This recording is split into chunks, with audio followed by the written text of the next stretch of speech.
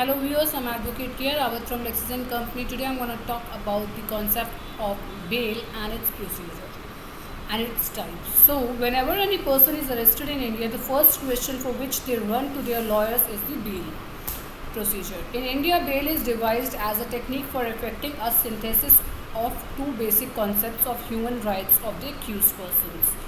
To enjoy his freedom and public interest and to produce the accused person in the court to stand out or to stand trial.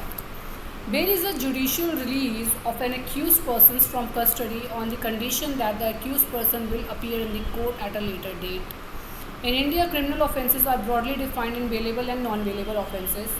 It is regulated by the Code of Criminal Procedure (CRPC) under the CRPC.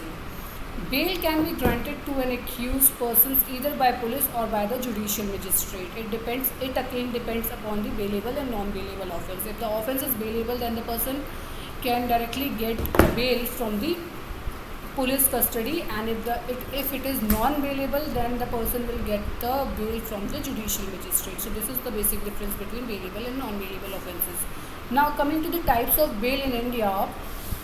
There are usually four kinds of bail under the Indian Penal Code, public CRPC, that an individual may apply based on the stages of the associated criminal cases. Number one, regular bail. Number two, anticipatory bail, then interim bail, and then default bail. These are the four categories of the bail. Now, I'll let you know step by step what is regular bail, what is anticipatory bail, what is default bail, and then what is interim bail. So coming to regular bail. Regular bail can be granted to a person who has already been arrested and kept in the police custody. A person can file bail application for regular bail under section 437 and 439 of the CRPC.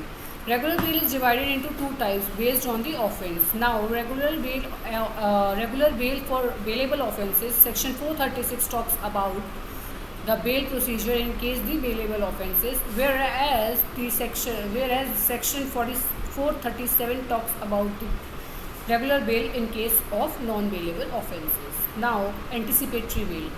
Under section 438 of CRPC, any individual who discerns that he may be tried for a non-bailable offences can apply for an anticipatory bail or advance bail application. This is the bail which the accused gets without being arrested. So it is a bail before arrested.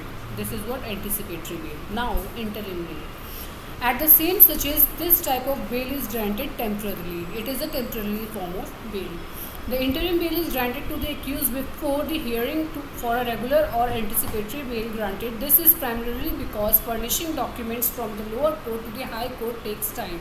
So this is why the interim bail provides to the accused. It is a time being bail. Now what is default bail? If I talk about the default bail, the kind of bail procedure differs from bail granted under the sections mentioned above. Default bail is granted on the default of the police or investigation agency to file the report complaint within the prescribed period. For an offence where an arrest can be made with a warrant, section 57 of CRPC commands that the police officer shall not detain the accused for more than 24 hours.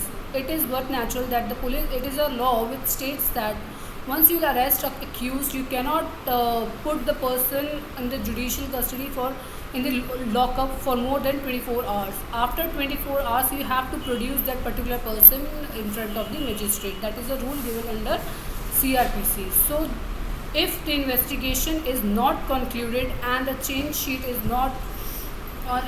sheet is not filed within these 24 hours, section 167 grants the accused the right to a statutory or default bail.